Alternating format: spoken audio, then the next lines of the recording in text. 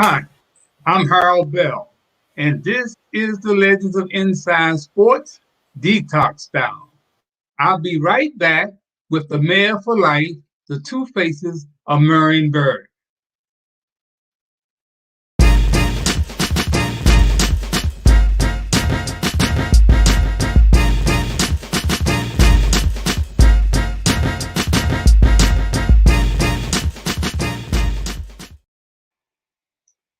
In 1965, Marion, Stokely Carmichael, and H. Rap Brown, who were civil rights icons, all would arrive in Washington, D.C. at what seemed like the exact same time. Marion would become a politician and the mayor for life. Stokely would take over as the chairman of SNCC, the Student Nonviolent Coordinating Committee, and H. Rap Brown would join me and Petey Green as neighborhood workers for the United Planning Organization. H. Rap would take over SNCC in 1967. I would leave UPO and join the DC Recreation Department's Roving Leader Program, the Youth Gang Task Force. I would meet Muhammad Ali on the campus of Howard University, and we would become fast friends. I met the late Wayne Davis on the streets of DC during the 1968 rise. Who is Wayne Davis? Wayne Davis was an FBI agent, an undercover FBI agent. We met at a military checkpoint where I had to show an ID of a police badge because my friend, DC Police Department Captain Tillman O'Brien, had sworn me in during the rise. Wayne and I became friends after that encounter. In 1970, he was assigned as a desk supervisor at FBI headquarters in Washington, D.C. The assignment made him only the second Black in FBI history to hold that position.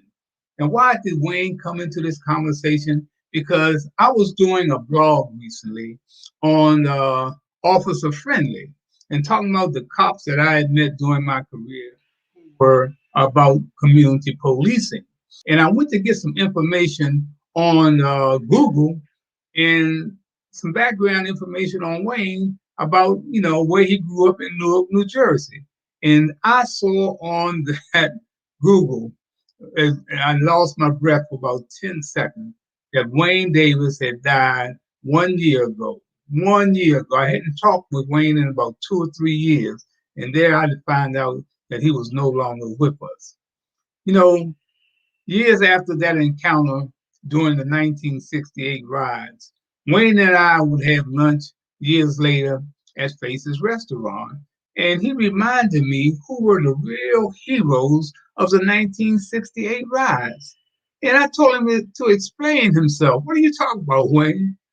He said, Harold, Walter Washington, the first Black mayor of D.C., and Patrick Murphy, the director of the police and fire departments, were the real heroes during the rise. And I said, how was that? Well, he said, when my boss, J. Edgar Hoover, suggested to shoot looters on sight, guess who stepped to the forefront? It was Mayor Washington and Patrick Murphy who said, hell no. Now, we never knew how many lives that saved. He said J. Edgar Hoover never consulted with members of his staff. This was a decision made solely by him and his inner circle. And just think, if Mayor Washington, who had not been in position, and of course, Mayor Washington hired Patrick Murphy, who was a former commissioner in the DC Police Department. Now, for those of you who don't know, Patrick Murphy is considered the godfather of community policing. And that's what that was all about. When the mayor brought Patrick Murphy into DC to be the director of the DC Police Department and Fire Department, Patrick Murphy found out about the roving leaders. And he asked to meet with us once each month to meet his people, meet people in the department, in the police department, and talk about how we could make community policing better, where the policemen will become in more contact with the community, but on a friendly basis. That's how, Officer Friendly came into being with me. Now, Wayne, he was not only was Wayne a great FBI agent, but he was the captain of the University of Connecticut basketball team and the captain of the track team. So that meeting Wayne Davis, man, will have a lot of benefits for me over the years because he went on to become the agent in charge in the Detroit office of the FBI in 1980. And I was in Detroit in 1980, that same year, covering Thomas Hitman Hearns, the first title fight for Tommy.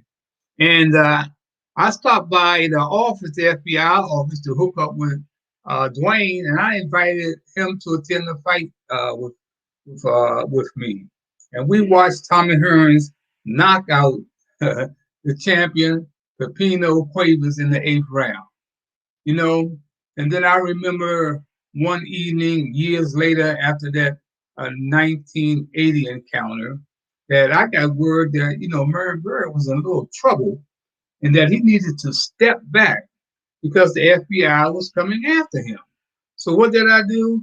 I went up to Faces Restaurant, the in-crowd place on Georgia Avenue, because that's where usually Marion hung out in the evening. So I went up there to see if I could, pull his coattail. Well, I got up there and I saw his driver, really a class guy. He was a police officer himself, and he was, Marion's security detail. This guy's name was William Stays. And I asked Stays, I said, Stays, will you go in there and get Marion for me and tell him I need to talk to him? So Stays, without question, didn't question me what you wanted for Harold. He just went into the restaurant and he brought Marion out to me. I told Marion I had information that the FBI was coming after him and he needed to step back. His response, just typical Marion, Harold, I appreciate the information, but I got everything under control. Well, several months later, the bitch set him up. The Saturday before he was to go to jail, on that Monday, he stopped by the radio station for my sports talk show, Inside Sports. And with him was my former college roommate and teammate at Winston-Salem State University in North Carolina, who was now the D.C. boxing commissioner, the late Dr. Arnold McKnight. So when it came into the studio, I was really surprised because Mac had called me the night before, said Marion wanted to come by the station. And like I said, that Monday he was going to jail. So he came by the station. That was his last media stop before he went to jail. And he came in and we shook hands. And the first thing he said when he got on the air, there's one thing about Harold Bell. He's always going to tell the truth. He then confessed, Harold, I should have listened to you. But it was too little and too late. He didn't listen because that was Marion. Marion was always going to do his own thing and do what he felt was right for Marion. I read in this book here, can you see this book, Mayor for Life? And the reason I'm doing this little look back thing today, because I read in the book where Marion said that the FBI tried to kill him on the sting. He said they tried to kill me on the sting. But you know what? The real deal, that wasn't true. I don't think they were trying to kill him. I don't think that's something that the FBI wanted to happen on something like that. And he came out with this book, Mayor for Life, and it got advertised Marion Bird Jr. and Omar Tyree. That's what it has. Marion Bird Jr. and Omar Tyree. Omar had no control over anything written in the book. Marion just used him to connect him to his publisher, Simon and Schuster. in the book Mayor for Life. And you stop and you think about Marion and him saying that, that the FBI was trying to kill him.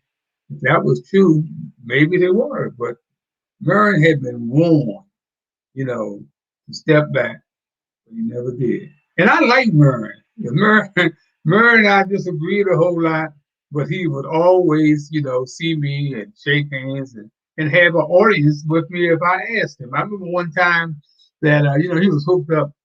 He got into the boxing thing with his wife, Cora Masters Berry. And they were hooked up with Dr. McKnight, Rod Newman, Willie Wilson, all this crew. Look, this kid, man, Riddick Bowe could have been one of the greatest heavyweight champions of all time. But he had too many vultures around him. That included Rod Newman and Cora Masters Berry and Willie Wilson, all them people. Well, Murray and I had a bet when in the first fight that Riddick Bowe had with Holyfield, right? So we were up at the tennis court. Murray and I could try to play tennis, right? So I could beat him with my left hand.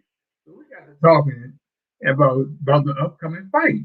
So I said, oh man, really ain't gonna be beating Holyfield, man. Come on, man. So Murray said, what you want to bet, Harold? What you want to bet? So he said $100. I said, no, make it 500, man. Make it 500. Why was I saying make it 500? Even though I knew that Riddick Bowe was a better boxer, because my man, Dr. Arnold McKnight, the DC boxing commissioner, told me, man, that Riddick was in no shape, that he was chasing gals whenever he could, and he didn't get his act together, man. He was going to be in trouble. So that's why I was betting $500, but Murray wouldn't take the bait. He said, "No, I ain't bet $500. I bet you $150." That was a bet, and of course, Holyfield beat Riddick Bowe in that first fight. But I knew he was going to beat it. I took a chance because you knew that Evander was going to come in tip-top shape, and Riddick Bowe didn't come in tip-top shape. Well, guess what? The second fight, Marion Bird, and I bet it again. But this time he wouldn't bet no money. I said, okay, I tell you what, if Riddick Bowe beats Evander Holyfield, you can come and host Inside Sports one Saturday. You be the host. And if not, I'm going to take over the mayor for a day. So he said, okay, you can let me take over the mayor for a day, right? So we took the bet. And of course, Riddick Bowe beat Evander Holyfield that second fight. And Marion came to the station, kept his word, and hosted the show that Saturday. But Marion, was definitely a street dude and a good guy, but he just would not listen. Marion Bird thought with the wrong head. Well, that's going to be it for the Legends of Inside Sports and Detox Style. Until next time, I'm Harold Bell, and just remember that every black face you see is not your brother, and every white face is not your enemy.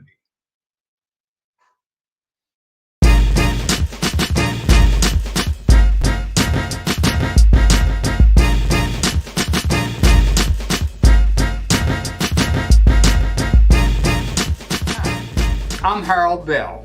My wife Hattie and I founded a nonprofit organization in 1968, shortly after the riots that almost destroyed my hometown, Washington, D.C. The program caters to the needs of at-risk children as it relates to social services such as education, law enforcement, drug abuse, gang-related violence, and other antisocial behaviors.